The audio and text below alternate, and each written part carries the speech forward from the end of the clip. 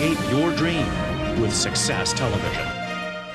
Can people truly change, reinvent themselves into more balanced, more caring, more productive individuals? Stephen Covey, for one, says yes. And a lot of people pay a lot of money for his brand of reinvention.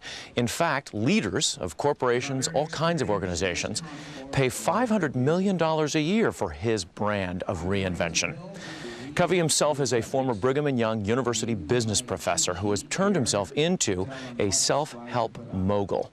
And his first lesson for leaders is that they are the product of their own choices. Okay, let's start then with the 7 principles. And the first one, obviously, is to be proactive. And what fascinates me is that it jives with this notion that you're not a captive of your past. Right. Describe that for us. Well, most people tend to become deterministic, that they are a captive of their past, or of their present circumstances, or of the social weather that surrounds them, or their physical weather. For their family. Their family, their upbringing, what my parents did to me, and so forth.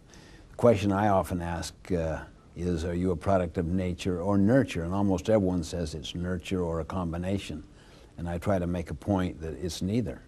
It's a product of choice, because you can choose your response to both nature and nurture. You could have, for instance, a genetic disease inside you and never get it, simply because you make the lifestyle choices of the proper food and exercise and medicine. Or you could have been abused as a child. You don't have to abuse your own child. You have the power to reinvent yourself.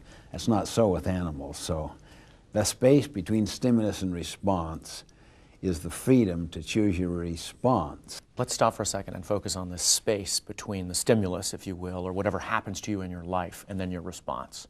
What, is that a minute second in most instances? Is it something we can expand?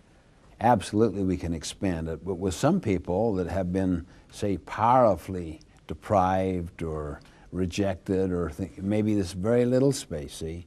With others that have had very affirming, unconditional love growing up and so forth, they could have a very large space.